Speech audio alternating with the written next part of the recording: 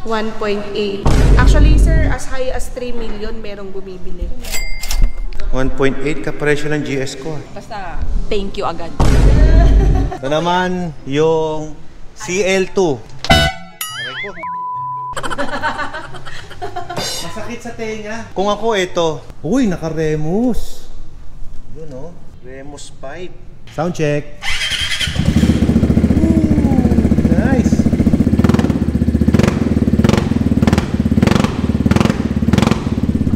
Wow! Ganda.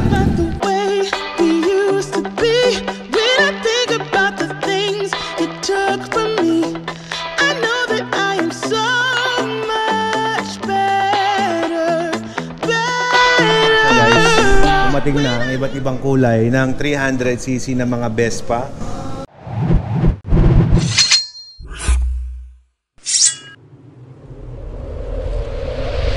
Right guys, galing sa malayong biyahe, lahat ng truck natin ay nakauwi na dito sa Pangasinan. So ito na yung isa at yung isa pa. Nandun naman yung marami pa sa gate 4. Safe namang nakabalik dito yung mga truck natin. Syempre dahil yan sa magandang langis natin ginagamit itong Platinum Lubricants. At ngayon magkakarga na ulit kami dito sa aming truck.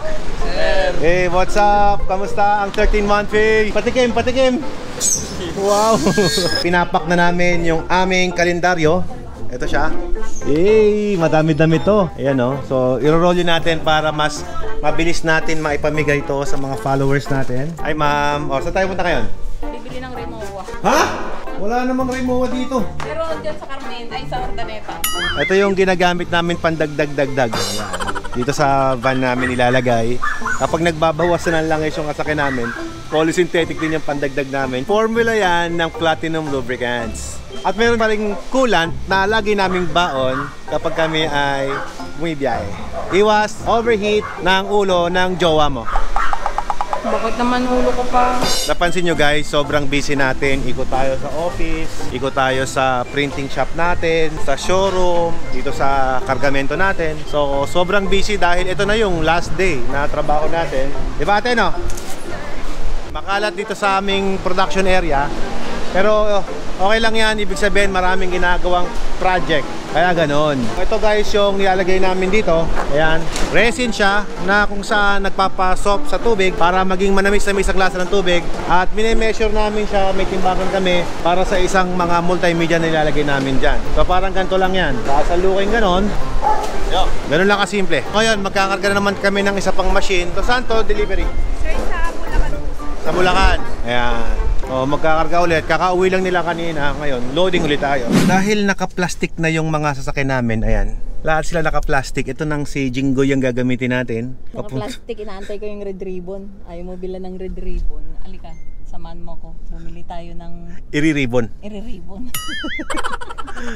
Bali, kapag hindi natin nakuha ngayon ang Vespa ni Boss Ella, wala na. Wala. Next year na yon. Dapat makuha natin siya. A little nonsense is what I need. No. Saan na yung motor mo? Nakatago. Alin dyan? Ito? Alin? Excited ako. Alin? Ay, ito sa'yo? Alin ba talaga? Ito. Ito? Bakit may spoiler na? Ariko. Hindi rin yan. Ito. Hindi, ano ba talaga? Ayan. Ah, ito sa'yo. 946 yan eh. Joke lang yun. Mahal yan.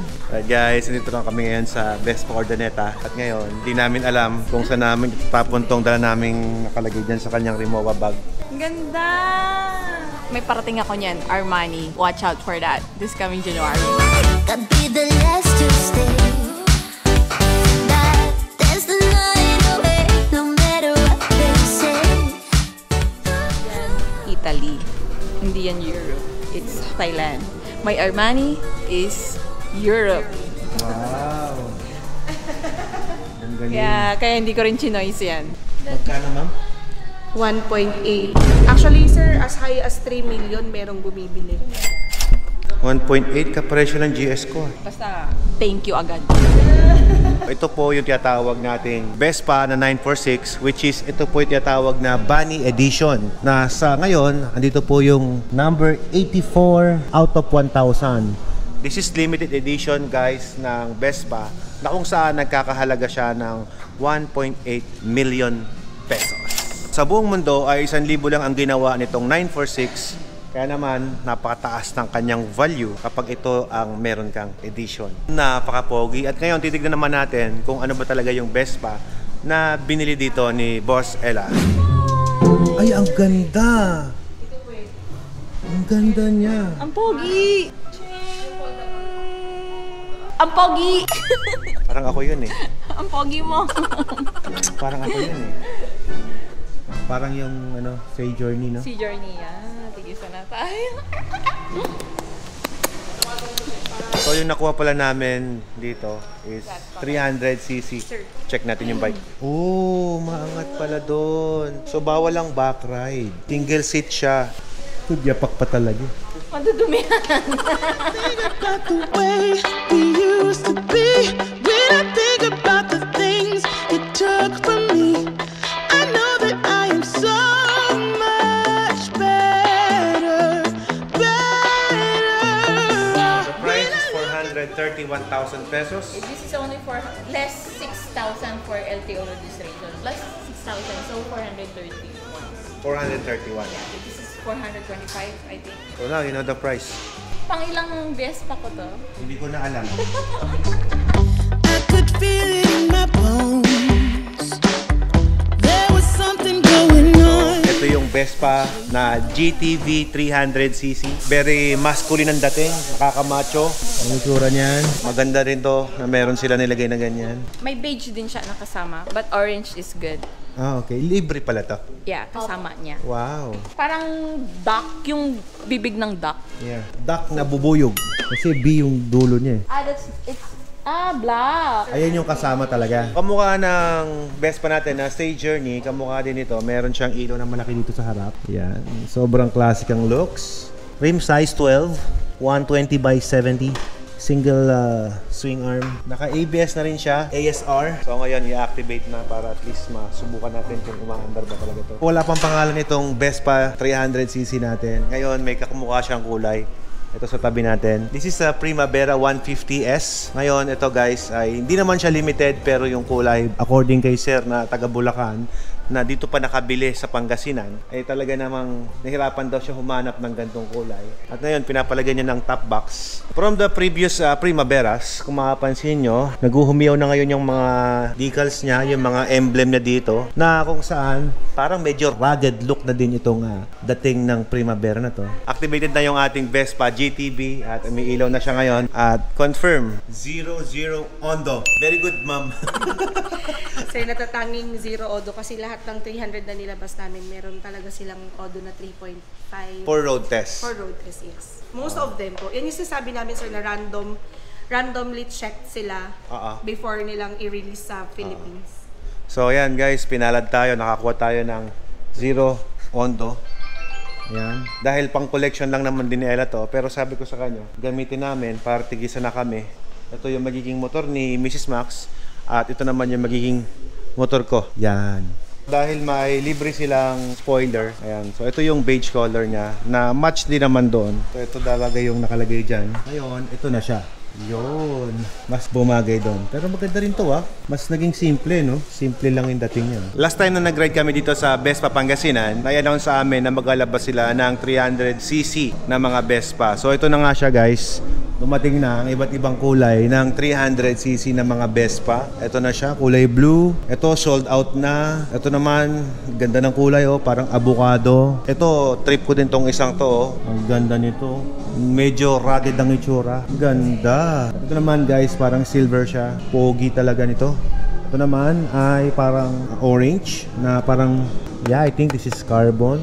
Na may malaking spoiler sa harap. Ito naman, black. Hindi siya Mickey Mouse. Ganda nito, Ganda, I like this black, ma'am. Bihira akong makagusto ng Vespa ng pangsarili ko. Pero, di naman kasi talaga ako yung Vespa collector. Siya naman. So, wala tayong magagawa kung ano yung gusto niya. Kulay black. Gagamitin mo ba yan? Ito, maganda to pang gamit-gamit, no? Tsaka kung ako man magkakaroon ng Vespa, talagang gagamitin ko. Hindi ko di-display. Meron silang iba't ibang klaseng busina rito. Pakinggan natin. Ito yung Blizzard. Ay, nako. Gugulat kayo, Yung isa. Blizzard. Okay, yung isa. Yung isa naman, Tornado. Parang truck, Imbis na hindi masasagasaan kasi nagulat. Parang truck. Okay, mo parang tatawid na umatras. Tumakas kasi nagulat. Okay, next. Ito naman, hurricane. Pwede. Wow, parang yung Land Cruiser lang Next. Ito naman, yung CL2. Aray ko. Masakit sa tenga. Kung ako ito, Magkano yan? Blizzard. Magkano Alright, it's official. Fully paid na, guys. Yes, sir. So, itong 6,000 pesos para sa LTO registration for 3 years. Okay, Ayan, and the 3 payment years pala siya, of the nakarehistro. Vespa is... Para at least alam nyo lang, guys, kung magkano ang presyo talaga niya. This is 425,000 pesos. Sa ngayon, ito ang presyo. Tataas kaya value nito. Hindi naman to limited, di ba? Limited yan. Ah, limited to? Ang alam ko, mga limited ang tumataas ang presyo. Hindi, huwag mo nang isipin, mami, kung tataas ba o bababa ang value. Ang importante, masaya ka.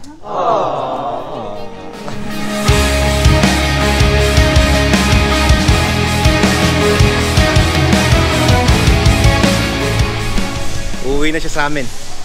Sa Bulacan. Ano pangalan mo, sir? Arvin. Arvin. Nice to meet you, sir. Sir Arvin, tang Baliwag, Bulacan. Hello sa inyo. Umabot ka pa dito. Boss, bakit ka umabot dito? Wala akong makita ng unit, yung color. Yung color, ano Okay. niya eh. Coincidence pa, no? Sabay tayo naglabas ng same color. Beige. Oh, Light. beige. Kung magtata yung nilabas namin, kanya yung 150cc, sa akin yung 300. Masayang memory ang mabibigay sa inyo, sir. Nice to meet you at ingat kayo sa pag-uwi, sir. Ito guys, mamimigay tayo ng kalendaryo. Sir, bigyan kita ng kalendaryo ko. Sure, thank you, thank you. Ayan, oh. Saka ikaw, sir. Kalendaryo ko yan, sir. Thank you. Yun, oh. Thank you. Hindi na ako namimigay ng sticker, kalendaryo na. Oh, check mo. Tingnan mo yung kalendaryo, bro. Ayun, oh. Platinum lubricants yan, bro. Thank you. Dikit mo sa wall mo. May na-assist, daming releasing. Ma'am, kalendaryo. Thank you. From Platinum Lubricants. Oh, better than gold. Sold out na po kayo, ma'am? Yes, we're already sold out. Next year na po ulit. Nakita niyo na po. Wala na pong stock? Wala na po. Pabili ka ako ng 946. Ay, hindi na po. Hindi, sir. Wala na? Hindi po, sir. Para sa big boss namin yun, sir. Ano ba? Ganda nito ng kapihan mo. Lente. DSLR? Yeah. Meron pala silang mga Vespa dito na binebenta yung tambucho. So ito pala yung upgrade natin sa mga Vespa natin. So may Akrapovic, Polini, tapos ito. Ayan, mga Italian. So ngayon, isa sound check naman natin yung isang motor dito na nakatambucho. Pakinggan natin yung tunog. Nakaset up na po kay GTV 300, sir. Si Remus. Uy, naka-Remus. Yun, oh. Remus 5. Sound check. Nice. Buo. Guwapo rin ito, no? Yes po, si Gray. Bali ito kay Boss Jeremy Sua. Tapos pinalagyan na rin niya ng ilaw dito. Auxiliary lights po. Auxiliary light sa gilid. Siguro gagamitin niya sa mga lights. GR lights yung ginamit niya. Busina. Ayun, no? PIA. Oh, Pia horn. Sold out.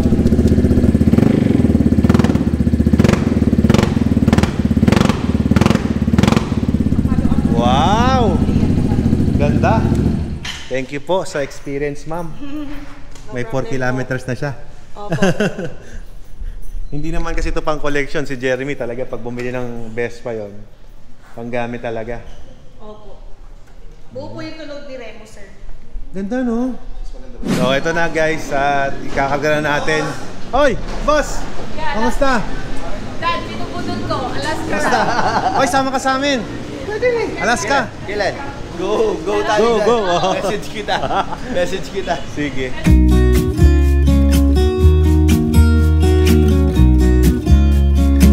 Alright guys, nagkarga na natin si GTB 300 Vespa. Dito namin yan kinuha sa Vespa Pangasinan. Okay, so alis na tayo at babalik tayo sa Alcala. Uwi na. Happy ka naman sa bago mong motor, mami. Of course. Thank you so much. Thank you, La Watermax. Dito nga tapusin ang ating vlog. Thank you very much. Slash.